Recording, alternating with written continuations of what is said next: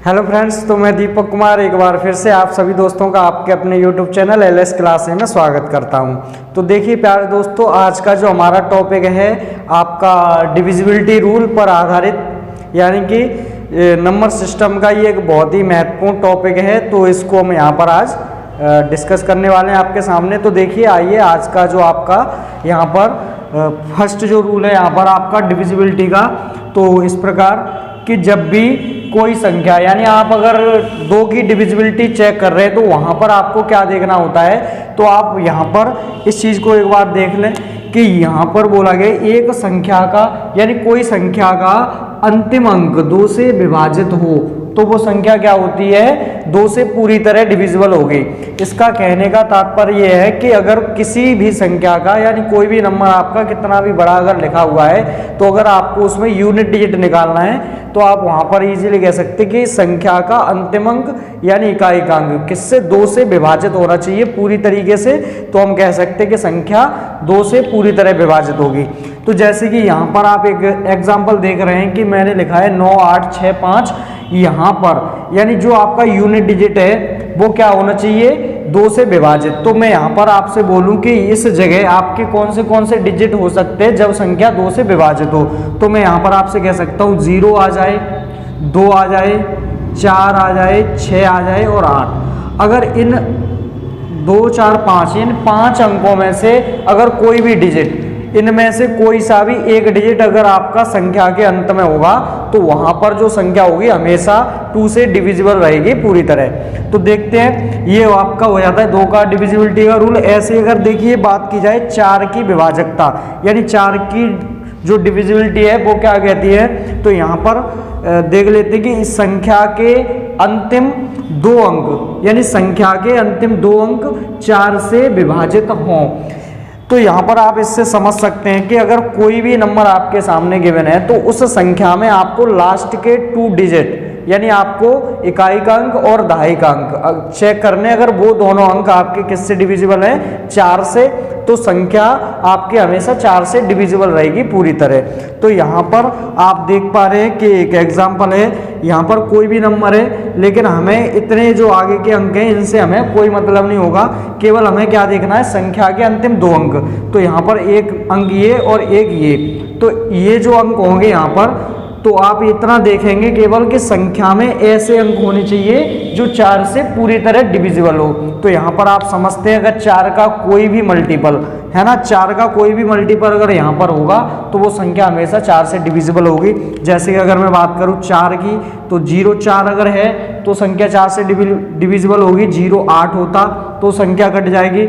अगर मैं कहूँ 12, तो 12 अगर आ जाएगा पीछे तो आपको केवल लास्ट के 2 डिजिट देखने होंगे कि संख्या के अंत में 2 अंक आपके क्या दे रखे हैं। तो अगर ऐसे अंक हैं जो आपके 4 से पूरी तरह डिविजिबल होंगे तो वहां पर आप इजीली कह सकते हैं कि संख्या आपकी 4 से डिविजिबल होगी। यानी कोई भी आप मतलब कोई भी क्वेश्चन यहाँ पर ले सकते हैं। जैसे कि मैं यहाँ पर आपको जो इजी चीज़ें हैं तो यहाँ पर 1-2 एग्जाम्पल से यहाँ पे आपको समझाना चाहूँगा। तो 0 4, यानी अगर मैं यहाँ पर 5 लिख दूं इस तरीके से, तो आपसे अगर पूछा जाए कि जो संख्या आपके सामने लिखी हुई है क्या ये 4 से डिविजिबल होगी, तो आप इस संख्या में केवल उस संख्या के अंतिम 2 अंक चेक करेंगे क्या वो 4 से डिविजिबल है। तो मैंने यहाँ पर देखा 0 5 तो 4 से डिविजिबल नहीं होता, तो इसका मतलब ये भी जो संख्या है आपकी 4 से डिविजिबल नहीं होगी। तो यहाँ पर हम इजीली कह सकते हैं। तो एक चीज और कि संख्या के अंत में 00, यानी किसी भी संख्या के अंत में अगर 00 आ जाएगा तो वो हमेशा किससे डिविजिबल रहेगी, 4 से। ऐसे अगर देखिए इसमें बात की जाए तो संख्या के अंत में अगर 1 0 होता है तो संख्या हमेशा डिविजिबल रहेगी 2 से। तो ये आपको याद रखना है। और इसके साथ ही तो जो संख्या 4 से डिविजिबल होगी क्या वो 2 से भी डिविजिबल होगी, तो यहाँ पर ये भी सत्य होगा कि जो संख्या 4 से डिविजिबल है वो हमेशा 2 से डिविजिबल होगी। तो देखिए नेक्स्ट हमारा क्वेश्चन है, यानी नेक्स्ट रूल है आपका 8 की विभाजकता, यानी संख्या 8 से कब डिविजिबल होती है। तो यहाँ पर मैंने देखा, इसकी डेफिनेशन पे जाएंगे एक बार, कि संख्या के अंतिम 3 अंक 8 से विभाजित हों। यानी कोई भी अगर संख्या लिखी हुई है तो संख्या के अंतिम 3, यानी आपको क्या चेक करना होगा वहां पर कि संख्या के अंतिम 3 अंक 8 से डिविजिबल होंगे तो संख्या आपकी किससे डिविजिबल होगी, हमेशा 8 से डिविजिबल रहेगी। तो आप यहाँ पर चेक कर सकते हैं कि कोई भी ऐसे नंबर इस तरीके से अगर मैं लेता हूँ 000, 00 और 8, यानी मैंने यहाँ पर 2 0 लगाए और यहाँ पर 8 लगाया तो संख्या 8 से डिविजिबल होगी पूरी। तो यहाँ पर हम कह सकते हैं अगर संख्या के अंत में 3 0 आ जाते हैं तो संख्या हमेशा डिविजिबल रहेगी किससे, 8 से।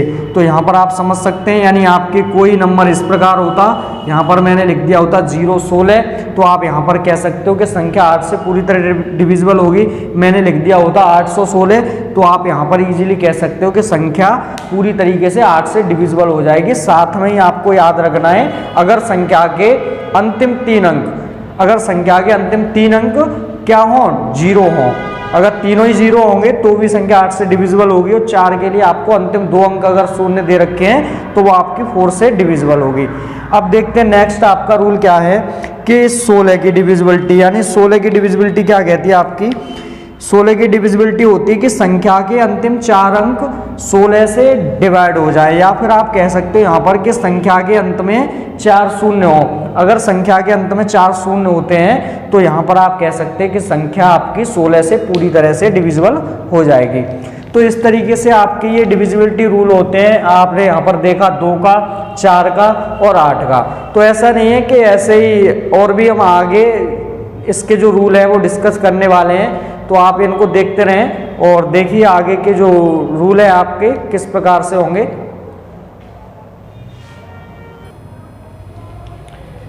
तो देखिए यहाँ पर आपकी जो नेक्स्ट डिविजिबिलिटी का रूल है यहाँ पर 3 का और 9 का।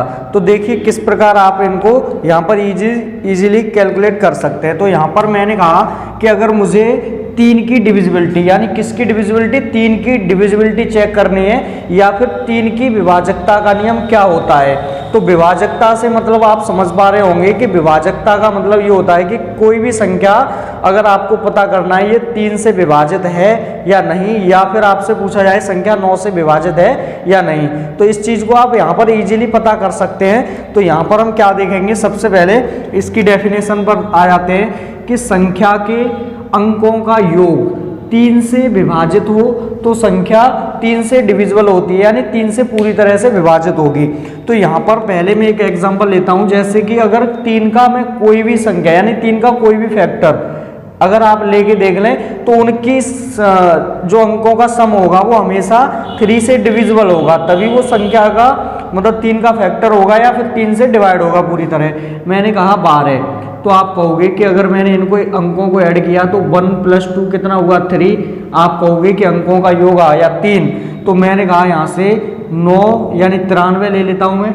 93 को मैंने क्या किया, दोनों को जोड़ा, दोनों अंकों को, तो यहाँ से कितना आया 12, जो कि आपका 3 से डिविजिबल है। ऐसे ही आपने कहा आप ये ले लेते हैं 3 और ये 213।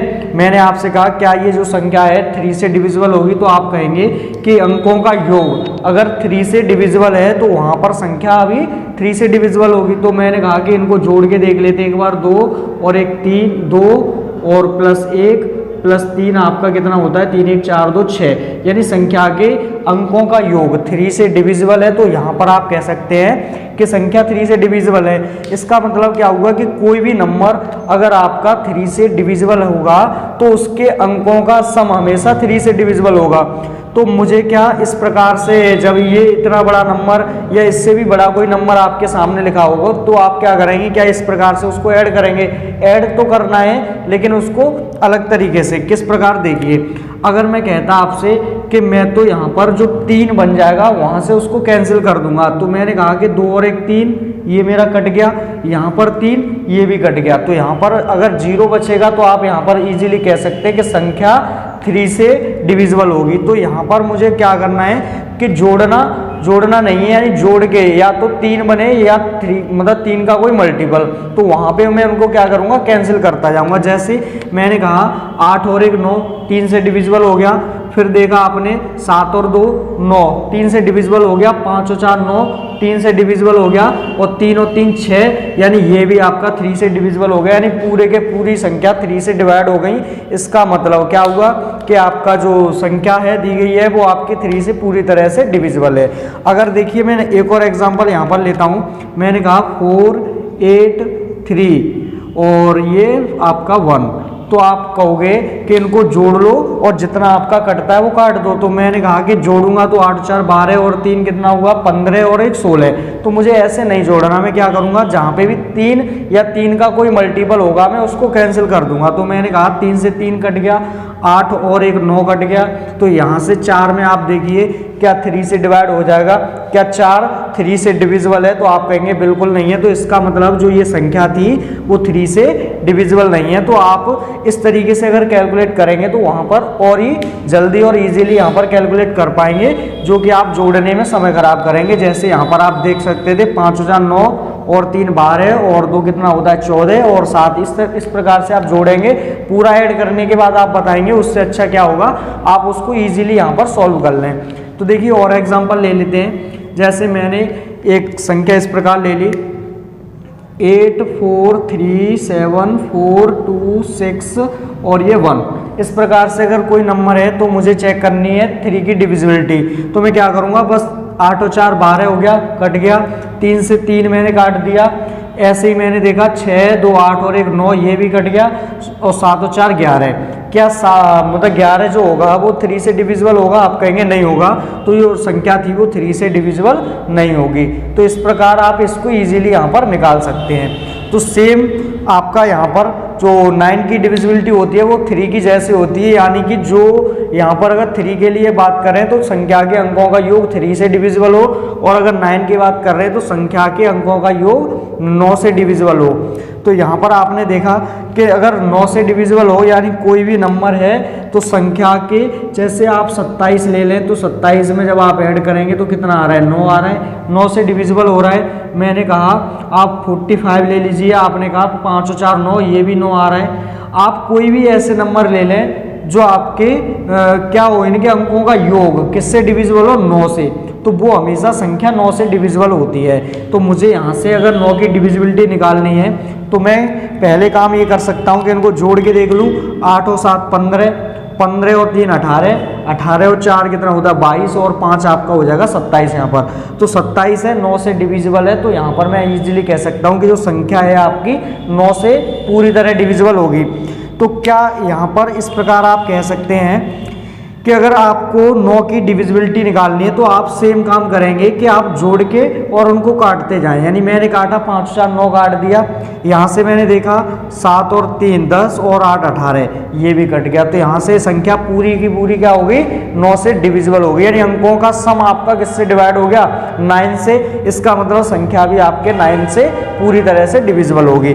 तो आइए इस पे और एक एग्जाम्पल ले लेते हैं। जैसे कि आपसे बोला गया कि कोई भी नंबर इस प्रकार लिख दिया गया 3 7 8 4 3 5 6 7। तो यहाँ पर मैंने इस संख्या को ऐसे ही लिख लिया है। मुझे चेक करना है कि जो संख्या मेरी लिखी हुई है क्या ये संख्या 9 से डिविजिबल है।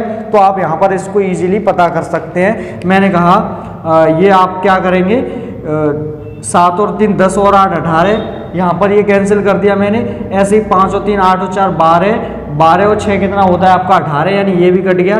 तो यहाँ से आपका क्या आ रहा है 2 7 बचेगा, और 7 आपका 9 से डिविजिबल नहीं है। इसका मतलब आपकी जो संख्या दी गई है वो 9 से डिविजिबल नहीं होगी।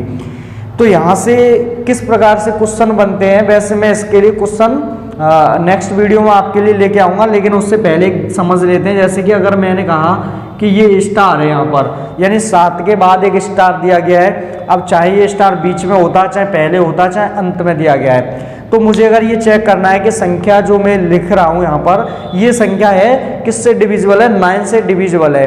तो मुझे बताइए कि स्टार के स्थान पर न्यूनतम मान क्या होगा। तो अगर न्यूनतम मान की बात की जा रही है तो यहाँ पर आप समझ सकते हैं कि यहाँ तक तो संख्या मेरी 9 से डिविजिबल हो रही है। अब देखा 7, अब 7 यहाँ पर क्या होता, 7 के मतलब 7 के पास क्या और होता कि संख्या का जो सम होता 9 से डिविजिबल होता। तो यहाँ पर आप कह देते कि 2 होता तो संख्या पूरी तरह से डिविजिबल हो जाती 9 से। तो इसका मतलब जो इसका राइट आंसर होगा, यानी स्टार के स्थान पे क्या अंक आ जाएगा आपका 2 आ जाएगा। तो इस प्रकार से आप डिविजिबिलिटी रूल का यूज़ करके काफ़ी बड़े बड़े क्वेश्चनों को इजीली सॉल्व कर सकते हैं। तो ये नहीं है कि डिविजिबिलिटी रूल आपका यहीं तक रहने वाला है, इसके देखिए बड़े बड़े और भी होते हैं। जैसे अगर कोई नंबर मैंने आपको बोल दिया कि यानी कोई संख्या, यानी आपको ऑप्शन गिवन होंगे इस प्रकार से A B C और ये D। अगर आपको ये ऑप्शन गिवन है और मैंने आपसे 4 ऑप्शन दे दिए, कुछ भी ऑप्शन दे रखे हो, अब इस 4 ऑप्शन में मैंने आपसे पूछा कि इसमें से कौन सा ऑप्शन ऐसा होगा जो 99 से डिविजिबल होगा। तो इस प्रकार के जो डिविजिबिलिटी के रूल है वो आपके आगे आएंगे, लेकिन उससे पहले आपको इनका पता होना बहुत ही आवश्यक होगा, क्योंकि इन्हीं की सहायता से आप उन क्वेश्चनों को आसानी से इजीली सॉल्व कर पाएंगे। तो देखते हैं आगे और रूल आपके। तो देखिए आपके जो नेक्स्ट यहाँ पर रूल है डिविजिबिलिटी के, यानी 6 का और 7 का, यानी 6 का डिविजिबिलिटी रूल और 7 का डिविजिबिलिटी रूल। तो यहाँ पर देखिए अगर आपको 6 की डिविजिबिलिटी अगर लगानी है या चेक करनी है तो आप यहाँ पर इजीली कह सकते हैं कि जो संख्या, यानी जो संख्या 2 और 3 दोनों से क्या हो, विभाजित हो, तो वही संख्या आपकी क्या होती है, मतलब 6 से डिविजिबल होती है।